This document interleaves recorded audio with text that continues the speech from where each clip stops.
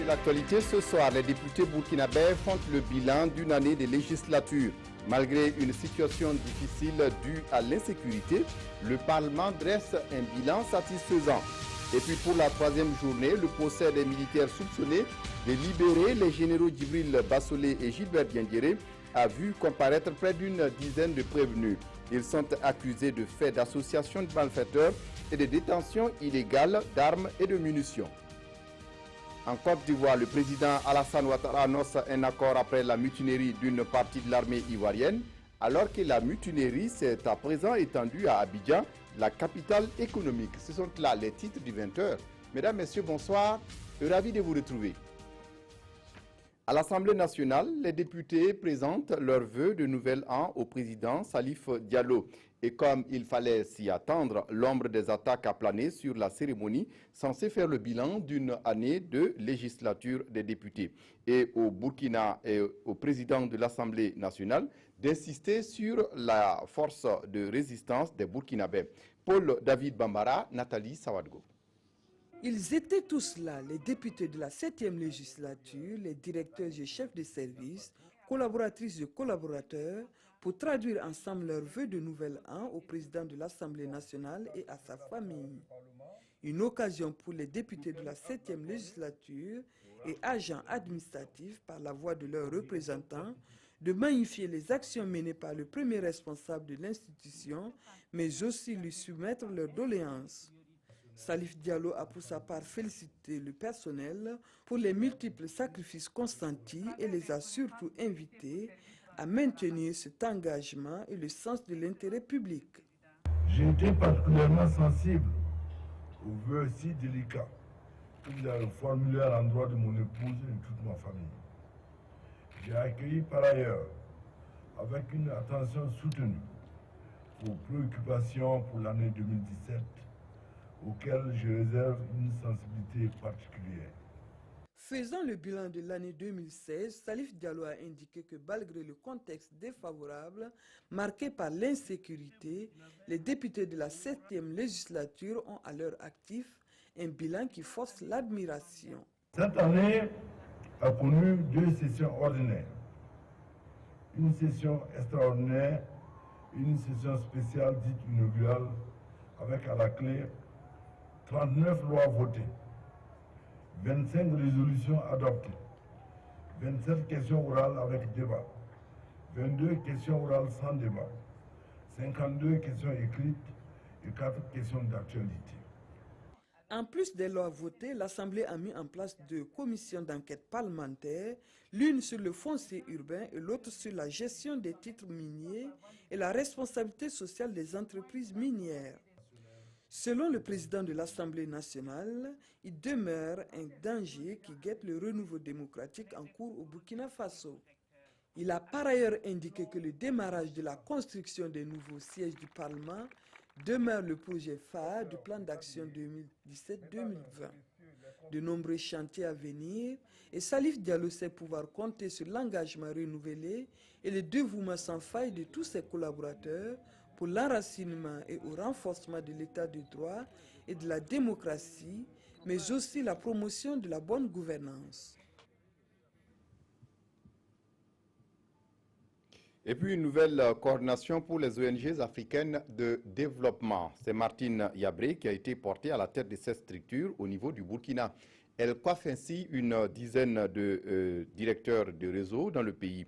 Les nouveaux membres se donnent l'exigence de mobiliser des ressources au niveau national et international pour le développement du pays. Des détails avec Yolande Lompo. C'est elle, Martine Yabré, qui est désormais chargée de la coordination pays de l'UAOD, l'Union africaine des ONG de développement pour le Burkina Faso. Avec son équipe de 14 directeurs de réseau ici présentés, ils vont travailler à la cohésion entre les responsables d'organisations de la société civile et veiller à proposer des projets qui entrent dans le cadre global du PNDS. L'Union africaine des ONG de développement se donnera les moyens humains nécessaires et essaiera de cibler, mobiliser les opportunités qui pourraient profiter au développement par le biais de ses conseillers au niveau national et international. et les diriger vers des réalisations concrètes de développement. Cette investiture fait suite à la création de l'Union africaine des ONG pour le développement, survenue les 18 et 19 août dernier à Yamoussoukro en Côte d'Ivoire. Et les autorités du Burkina se disent prêtes à accompagner l'UAOD dans ses missions. Les ONG du développement sont là pour donner du relief à l'action des gouvernements. Et c'est pourquoi votre effort de fédérer vos énergies doit avoir le soutien de tous les parlements africains et de tous les gouvernements africains, parce que vous luttez aux côtés des populations et c'est là que réside l'essentiel. Les membres de l'UAOD sont issus des ONG, associations, groupements, mutuelles et coopératives. Et Martine Yabré d'annoncer la tenue prochaine d'une table ronde avec les partenaires techniques et financiers afin de présenter le plan d'action national de l'UAOD. Le procès des militaires soupçonnés de libérer les généraux Djibril Bassolé et Gilbert Diendéré s'est poursuivi ce samedi. Pour la troisième journée, environ une dizaine de prévenus étaient à la barre. Ils sont accusés de faits d'association de malfaiteurs et de détention illégale d'armes et de munitions. Des détails avec Zubaviel David Dabiré.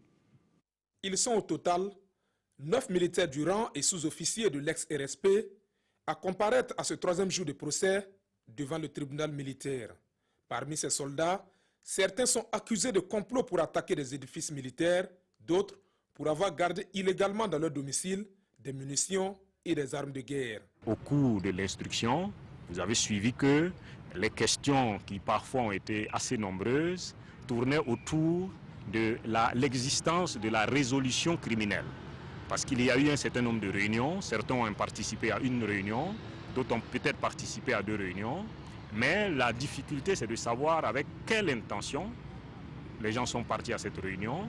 Et lorsque, au cours de cette réunion, certaines annonces ont été faites, est-ce que ces personnes se sont désolidarisées ou bien est-ce qu'elles ont marqué leur accord sur le projet qui a été annoncé? Nous sommes devant une juridiction spéciale et qui a ses règles, mais en fait les règles de ce tribunal ne peuvent pas déroger aux règles générales, puisqu'on est dans une république. Voilà, donc bien sûr il y a un certain nombre de règles que parfois qui nous surprennent nous-mêmes, en fait, compte tenu de leur caractère assez insolite. Nous ferons en sorte, en tout cas tout notre possible, pour que les règles de droit, c'est-à-dire non seulement le code de justice militaire, mais toutes les règles de droit soient appliquées avec rigueur par le tribunal. Depuis le début de ce film judiciaire, ils sont 19 accusés à être entendus. La suite du procès est prévue pour le lundi prochain avec d'autres accusés à la barre. Le franc CFA est une monnaie d'aliénation et de sous-développement. C'est la conviction du CAR, une organisation de la société civile au Burkina Faso.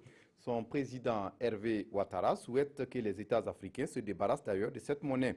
Lors d'une conférence publique cet après-midi à Ouagadougou, Hervé Ouattara qualifie le franc CFA de monnaie coloniale. Explication, Zubaviel David Dabiré. Au menu de cette conférence, l'avenir du franc CFA. Selon le conférencier du jour, la monnaie coloniale constitue un véritable frein au développement des États d'Afrique. Elle ne favorise pas les exportations, entrave la création locale des richesses et entretient la dépendance économique. Pour rompre avec ce fatalisme et donner une chance à l'Afrique noire de prendre son envol, Aboulaye Siri livre sa recette. Le franc CFA est surévalué. Et quand le franc CFA, quand la monnaie est surévaluée, ça apparaît comme une taxe sur les exportations, vous comprenez, et comme une subvention sur les importations. Il faut interroger les tissus productifs actuels. Et là, on se rend compte effectivement que si vous regardez nos économies sont essentiellement basées sur l'agriculture. Alors, vous comprenez, des économies qui sont basées essentiellement sur l'agriculture, les 8 000 milliards qui sont déployés dans les trésors français, on va les prendre pour venir développer l'agriculture. Une vision qui ne manque pas d'alimenter les débats. Quand vous parlez de l'inflation, qui comprend l'inflation ici entre qui? Pour le mouvement CAR, citoyen africain pour la Renaissance qui porte la réflexion, la jeunesse du continent doit jouer sa partition dans ce combat contre la domination économique. Depuis la création de cette monnaie, qui date aujourd'hui de 77 ans à peu près, on peut dire que l'Afrique n'a pas véritablement son indépendance. Parce que quoi qu'on dit, nous avons longtemps été asservis à travers cette monnaie. Donc pour nous aujourd'hui, en tant qu'organisation de la société civile, surtout inscrit dans l'urgence panafricaine, c'est que de par le monde, nous devons dire non à ces francs CFA. Cette conférence sur l'avenir du franc CFA se tient simultanément dans 15 pays à travers le monde. Il s'agit à terme de rompre avec cet héritage colonial.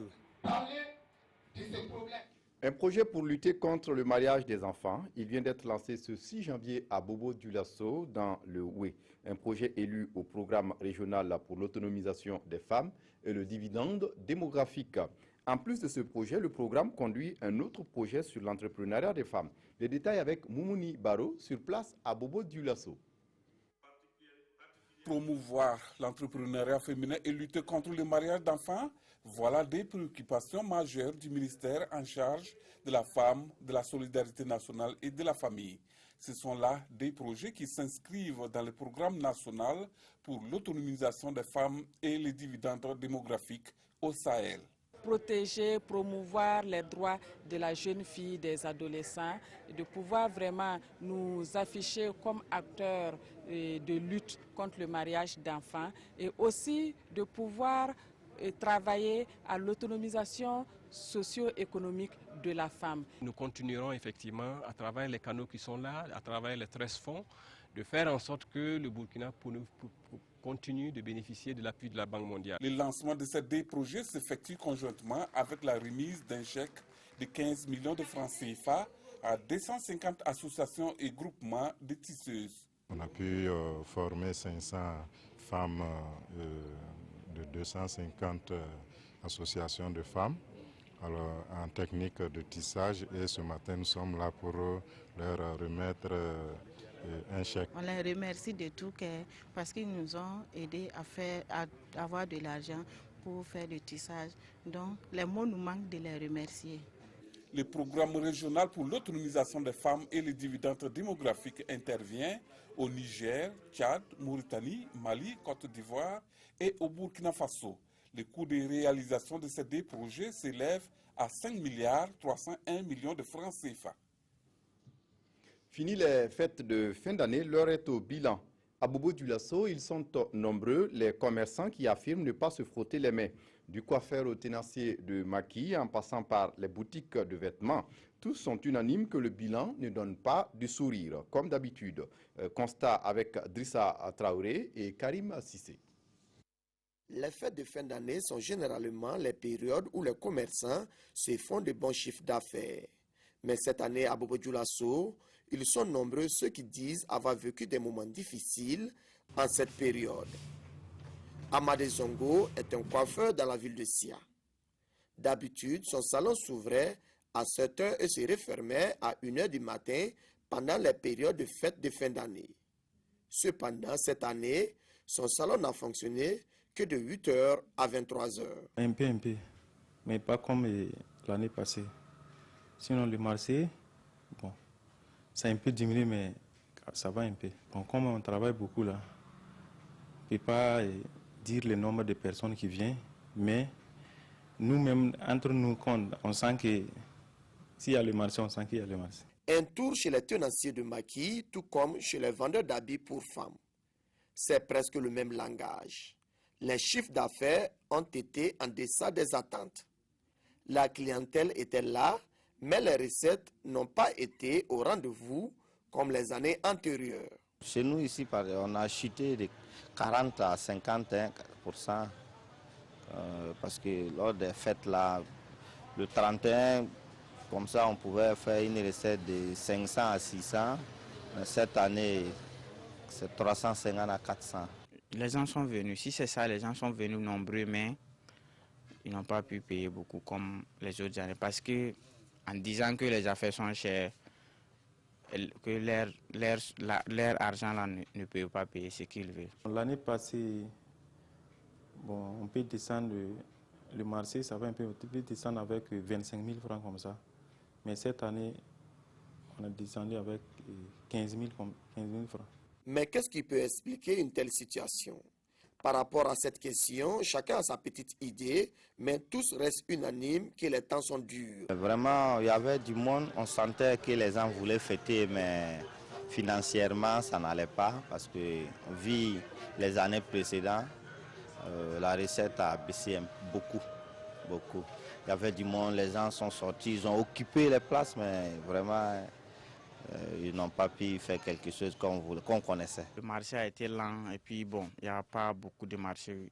Les clients aussi ont peur de payer parce que les affaires sont chères et qu'il n'y a pas d'argent. Néanmoins, les commerçants de la ville de Sia gardent espoir que tout ira à merveille avec cette nouvelle année qui vient de commencer.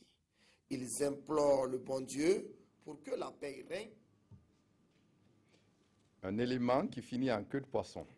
Sensibiliser les élus locaux aux défis et enjeux culturels. Une formation s'est achevée ce vendredi sur le sujet à Ouagadougou.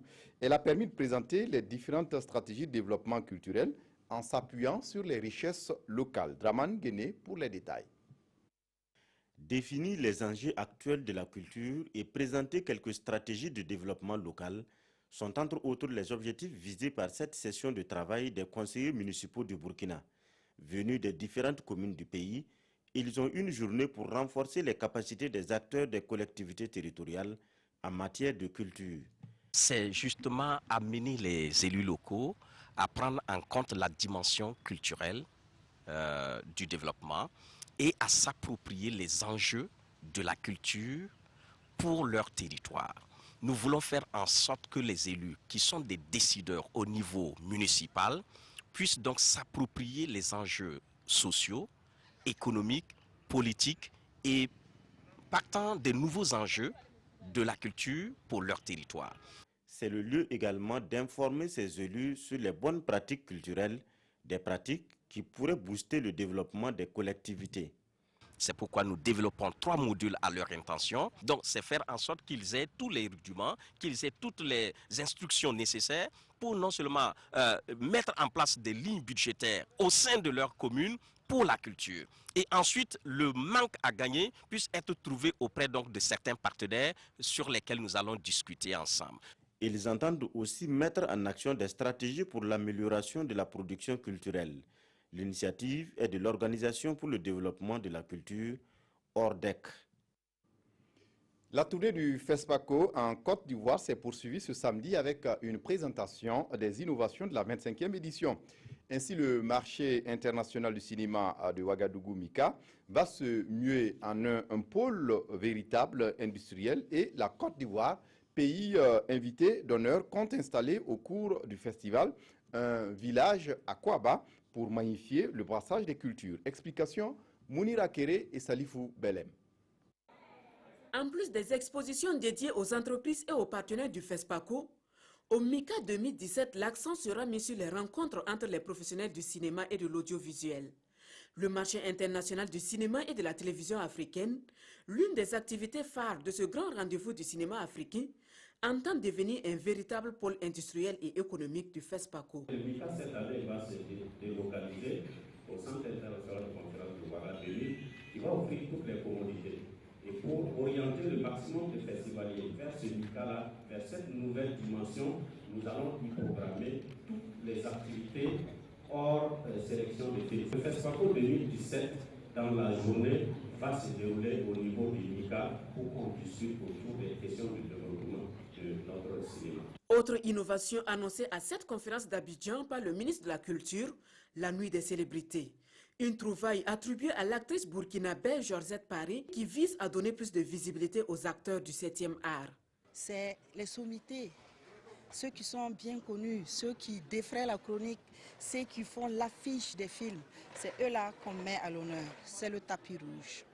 Et donc, avec une collaboratrice, on a suggéré cette idée à la délégation du FESPACO. Pour traduire sa reconnaissance au Burkina, la Côte d'Ivoire, pays invité d'honneur de la 25e édition du FESPACO, compte implanter sur le site de la Biennale du cinéma africain un cadre dénommé Village à Kouaba. Un espace qui se veut artistique et fédérateur des peuples burkinabés et ivoiriens dans leur diversité culturelle et culinaire. Toujours en Côte d'Ivoire, la mutinerie des ex-combattants s'est étendue à Abidjan, la capitale économique. Après Boaké, Korogo, Daloa, Odiéné, Daoukro et Man, Abidjan, la capitale économique ivoirienne, est secouée par la grogne des soldats ivoiriens qui revendiquent l'amélioration de leurs conditions de vie et le paiement de leurs primes. Situation inquiétante à Boaké, en Côte d'Ivoire, où de nombreux coups de feu ont été entendus ce matin. Des soldats, hier, ont lancé une mutinerie et contrôleraient la ville à l'heure actuelle. Les militaires demandent des augmentations de salaire et des logements. Le ministre de la Défense ivoirien a déclaré être en train d'étudier ces revendications et a promis d'y répondre. Mais hier, le mouvement de protestation militaire s'est étendu à d'autres villes. Le gouvernement a lancé un appel au calme. Et puis ce soir même, le président ivoirien Alassane Ouattara annonce un accord pour mettre fin aux mutineries. Alassane Ouattara a indiqué ce samedi être parvenu à une entente avec les mutins qui réclameraient une révalorisation de leurs soldes ainsi que le paiement de leurs primes. Et puis en bref, le nouveau président de la République du Ghana a pris officiellement le pouvoir ce samedi. Cette cérémonie d'investiture s'est déroulée en présence de plusieurs chefs d'État africains, dont le président Roch-Marc Christian Kaboré. L'actuel locataire de la France House a promis d'éradiquer la corruption et de relancer le secteur privé après sa victoire électorale le mois dernier sur le dirigeant sortant John Dramani Mahama. L'attaque d'un aéroport en Floride était apparemment préméditée. L'homme qui a ouvert le feu ce vendredi dans l'aéroport international de Fort Lauderdale avant d'être interpellé, coopère avec les enquêteurs. La piste terroriste n'est toutefois pas écartée. Les États-Unis sous le choc de la fusillade de l'aéroport de Fort Lauderdale en Floride. Un homme a tiré sur des voyageurs dans la zone de retrait des bagages et fait 5 morts et 8 blessés. Le tireur serait un ancien soldat américain du nom d'Esteban Santiago. Il aurait notamment servi en Irak. Il venait de débarquer d'un vol en provenance d'Alaska via le Minnesota. Il a récupéré son arme dans son bagage enregistré en soute et l'a rechargée dans les toilettes. Il a ensuite vidé son chargeur puis s'est laissé interpeller dans le calme. Il se serait présenté il y a peu au FBI déclarant que des voix l'obligeaient à regarder des vidéos du groupe État islamique. Il avait alors été envoyé en hôpital psychiatrique. Le gouverneur de Floride a présenté ses condoléances aux familles endeuillées et exprimé son soutien à celles qui avaient encore un proche se battant pour survivre. Rick Scott a également rapporté ses échanges avec Donald Trump et son vice-président. Ils m'ont assuré qu'ils feraient tout leur possible pour que nous puissions disposer des ressources du gouvernement fédéral en cas de besoin, a déclaré le gouverneur de Floride. L'aéroport est fermé jusqu'à nouvel ordre. Plus de 73 000 voyageurs transitent ici chaque jour. Il s'agit de la deuxième tuerie en Floride en 6 mois. En juin, 49 personnes avaient été tuées dans l'attaque d'un club gay d'Orlando. Noël chez les orthodoxes en Russie ce 7 janvier, c'était la mobilisation. 7 jours après le calendrier grégorien, c'est le Noël orthodoxe, selon le calendrier julien. En Russie et dans beaucoup d'autres pays d'Orient, les chrétiens célèbrent la naissance du Christ. À Moscou, c'est une cathédrale du Christ Saint-Sauveur bondée qui a accueilli le Premier ministre russe Dmitri Medvedev hier soir pour la messe de minuit. Nous allons prier et espérer que Dieu nous guide, chacun d'entre nous sur la route de la vie, a déclaré le patriarche Cyril, et que nous soyons capables de surmonter les difficultés, le chagrin et les crises qui sont là aujourd'hui.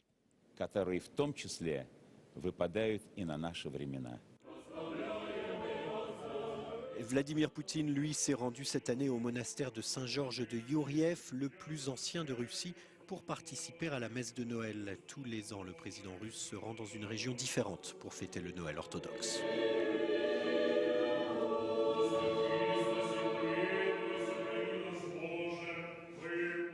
Et puis, avant de refermer ce journal, un match international amical de préparation pour la CAN 2017, les étalons ont battu les Aigles du Mali 2-1 à Marrakech au Maroc. Le premier but burkinabé est signé Jonathan Zongo à la 42e minute et la deuxième réalisation est l'œuvre de Bertrand Traoré à la 58e minute. Le Mali parvient à réduire le score à la 68e minute par Moussa Mariga.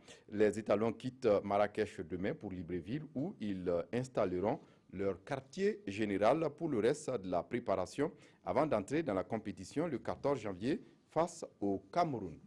C'est tout pour ce journal. Merci de votre attention. Très bonne suite de programmes sur la RTB. Au revoir.